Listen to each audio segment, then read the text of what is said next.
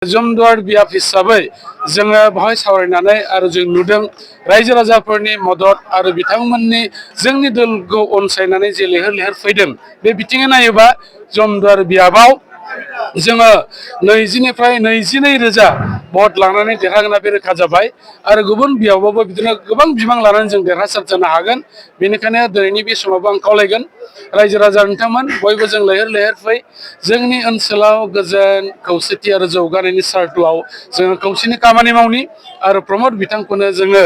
आरोबाव हेफाजाब होनानै फिन बिटिसिआव जों सिट महरै जाहाथे मोननो हायो बिनि थाखाय जों खामानि मावनो। मैया मोनाबिलिनि 11:30 रिंगायाव जोङो फार्स्ट फेज इउपिपिएलनि बिजाथिफोरखौ फोसावनाय जादों आरो बे गासै जे बिजाथिफोरखौ फोसावदों बेयाव आथिखालनि बिटिआरनि चिफ मानगोनां प्रमद बर' बिथांनि गासैबो सावरायलायनायनि गेजेरजों आरो जोंनि इउपिपिएल दोलोनि जाय बिथांमोना कर लेभेलनि दैदेनगिरि बिथांमोन दङ जयै बेवहाय मोजाङैनो शटिं खालायनानै आरो पाब्लिक रायजो राजाफोरनि गासैबो आसा आकांक्षाखौ जाहाथे जों पुरन खालामनो हायो आरो जोंनि दलनि गेजेराव मिलाप्रिति खालामनानै जाहाथे जों खामानिखौ मावलांलायनो हायो बेबायदि नोजोर बोनानै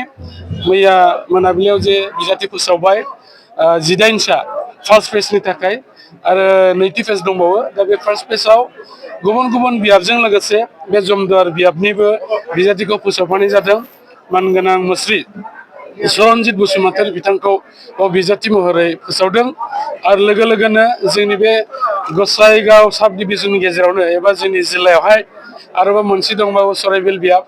बेवहाय मानगोनां राजु कुमार नार्जारिखौ बावहोनाय जादों आरो लोगोसेयैनो खाथियावनो थानाय श्रीरामपुर जे बियाब बेवहाय उलसन हासदा बिथांखौ होनाय जादों। गतिके जोङो गुबुन गुबुन बियाबाव जेरैबायदि रंजादों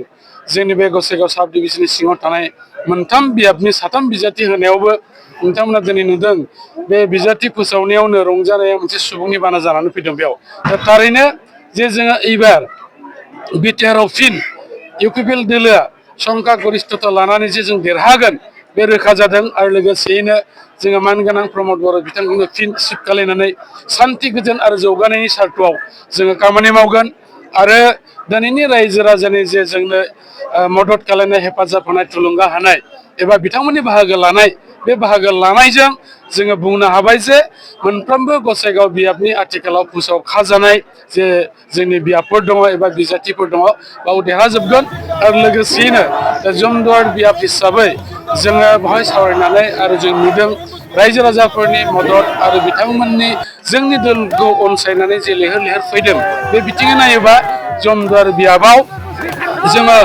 20 निफ्राय 22 रोजा भट लानानै देरहागोना बे रोखा जाबाय आरो गुबुन बियाबावबो बिदिनो गोबां बिबां लानानै जों देरहासार जानो हागोन। बेनिखायनो दिनैनि बे समावबो आं खावलायगोन रायजो राजा नोंथांमोन बयबो जों लैहोर लैहोर फै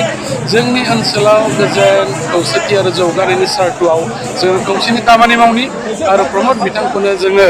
आरोबाव हेफाजाब होनानै फिन बिटिसिआव जों सिट महरै जाहाथे मोननो हायो बिनि थाखाय जों खामानि मावनो आरो दिनै बे दोहौआ जोंनि बै जे दिनखालिसिमहालागै जोङो भट दान होआ बे समसिमहालागै बे दोहौआ थाबाय थागोन आरो जों मिजिंथिदों कोनो मोनसे दोलोआ जोंजों कम्पिट खालामनो हानाय बे रोखोम बे ओनसोलाव आरो बे जायगायाव गैया।